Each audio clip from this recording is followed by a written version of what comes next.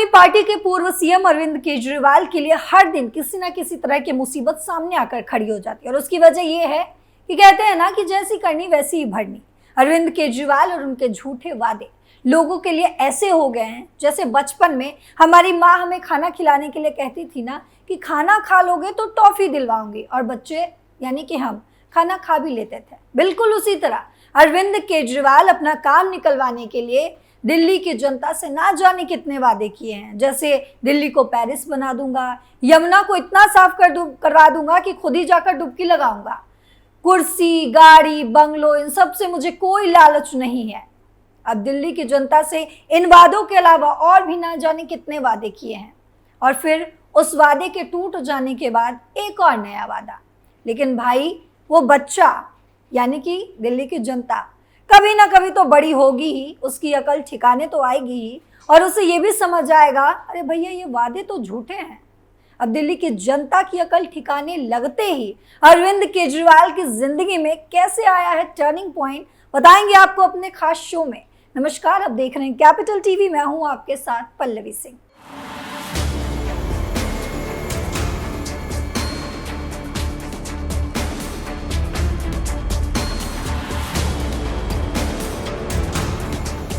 आम आदमी पार्टी के पूर्व सीएम अरविंद केजरीवाल के लिए हर दिन किसी न किसी की उंगली उठ ही जाती है, और इसकी वजह है अरविंद केजरीवाल के वादे।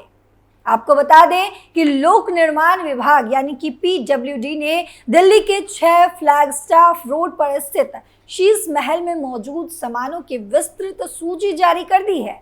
यह शीश महल दिल्ली के पूर्व मुख्यमंत्री अरविंद केजरीवाल का 9 साल तक आधिकारिक आवास रहा था। दिल्ली सीएमओ मुख्यमंत्री कार्यालय द्वारा मौजूदा मुख्यमंत्री आतिशी को बंगला आवंटित करने के लिए कहने के बाद पीडब्ल्यूडी ने सामानों की ये सूची तैयार की है। इस शीश महल को लेकर अरविंद केजरीवाल पहली बार मई 2023 में सवालों के घेरे में आए थे। उस समय मीडिया ने केजरीवाल द्वारा करदाताओं के पैसों को अपनी विलासशीलता पर खर्च करने के डिटेल जारी करने को कहा था। इसको लेकर आम आदमी पार्टी के मुखिया और दिल्ली के तत्कालीन मुख्यमंत्री अरविंद केजरीवाल की खूब आलोचना भी हुई थी। वहीं यह पीडब्ल्यूडी द्वारा अरविंद केजरीवाल के आवास में स्थित सामानों की सूची भाजपा नेता अमित मालवीय ने अपने सोशल मीडिया हैंडल पर डाला है। अमित मालवीय ने सोशल मीडिया एक्स के पोस्ट में कहा है कि अरविंद केजरीवाल के शीश महल में लगाए गए बिजली के उपकरणों और गैजेट्स की सूची यहाँ दी गई है। उन्होंने दावा किया कि आश्चर्य की बात है कि अरविंद केजरीवाल के आराम के लिए लगाए गए पूरी तरह से स्वचालित सेंसर से लैस टोटो स्मार्ट टॉयलेट सीट, जिसमें automatic open close seat, heated seat, wireless remote, deodorized और ऑटोमेटिक फ्लशिंग जैसी सुविधाएं हैं, वो अब गायब हो चुकी है, यानी कि शीश महल में चोरी हो चुकी है। ऐसी एक टॉयलेट सीट की कीमत उन्होंने 10 से 12 लाख रुपए के बीच बताई है। अरविंद केजरीवाल के शीश महल में मौजूद सामान की पूरी सूची।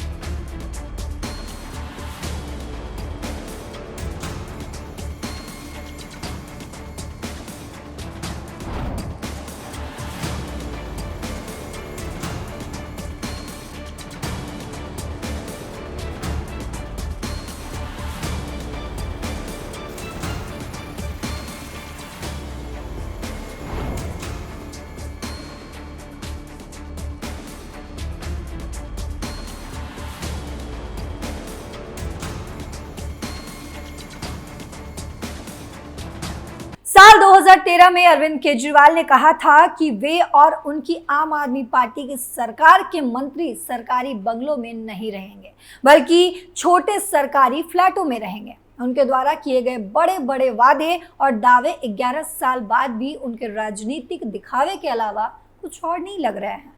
अपने आवास के जीर्णोद्धार पर केजरीवाल ने खर्च किए 45 करोड़। अरविंद केजरीवाल का पुराना शीश महल 13,000 वर्ग फीट क्षेत्र में फैला हुआ है। इस आवास में 399 वर्ग फीट का लॉन क्षेत्र है और ये सभी आधुनिक सुविधाओं से सजे और सुसज्जित है। मीडिया ने पिछले साल बताया था कि अरविंद केजरीवाल अपने परिवार के साथ पहली मंजिल पर रहते हैं। वहीं ग्राउंड फ्लोर पर एक बड़ा मीटिंग हॉल है और एक विजिटर रूम भी है। रिपोर्ट में ये भी कहा गया था कि तत्कालीन मुख्यमंत्री अरविंद केजरीवाल का ये बंगला बहुत बड़ा और बहुत ही आलीशान है और इसमें आधुनिक इंटीरियर डिजाइन, फ्लोरिंग और उच्च श्रेणी के फर्नीचर भी लगे हुए हैं। मई 2023 में सोशल मीडिया पर सामने आए वीडियो में देखा गया है कि अरविंद केजरीवाल के आवास के सभी कमरों में सेंसर युक्त स्वचालित दरवाजे भी लगे हुए हैं। मीडिया रिपोर्ट्स में यह कहा गया है कि सिविल लाइंस में केजरीवाल के सरकारी बंगले का करीब 45 करोड़ रुपए लगाकर नवीनीकरण किया गया था। ऑपरेशन शीश महल नाम के रिपोर्ट में यह कहा गया था कि नवीनीकरण के लिए करदाताओं के 44.78 करोड़ रुपए का इस्तेमाल किया गया है, जिससे आम आदमी पार्टी की मितव्ययिता को बढ़ावा देने की प्रतिबद्धता पर सवाल उठ रहे हैं। अगर अब बात करें अरविंद केजरीवाल के अगले वादे की, जो है यमुना को साफ करवाने की, तो दिन प्रतिदिन यमुना की हालत खराब होती जा रही है। छठ पूजा का समय भी पास आ चुका है, लेकिन क्या दिल्ली में रहने वाले पूर्वांचल के लोग इस बार भी अपनी परंपरा को यमुना नदी के किनारे मना पाएंगे? ये एक बड़ा सवाल बन चुका है। इस पे एक बहुत बड़ा सा क्वेश्चन मार्क लग चुका है।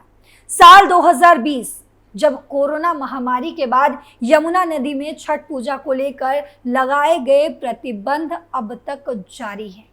पिछले महीने होने वाली विधानसभा चुनाव के विशेष सत्र में आम आदमी पार्टी के विधायकों ने उपराज्यपाल से यमुना में छठ पूजा की अनुमति देने की मांग उठाई थी।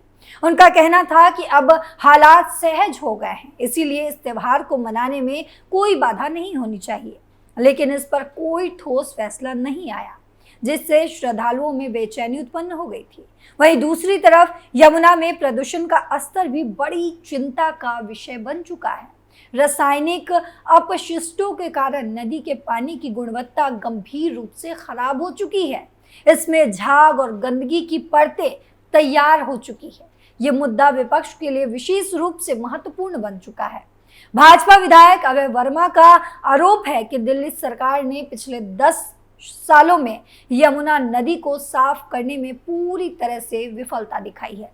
उन्होंने ये भी कहा कि छठ पूजा तो किसी भी हाल में मनाई जाएगी, लेकिन ये सरकार की बड़ी असफलता है कि उन्होंने यमुना के पानी को साफ नहीं करवाया और यमुना का पानी दिन प्रतिदिन बद से बदतर होता चला जा रहा है।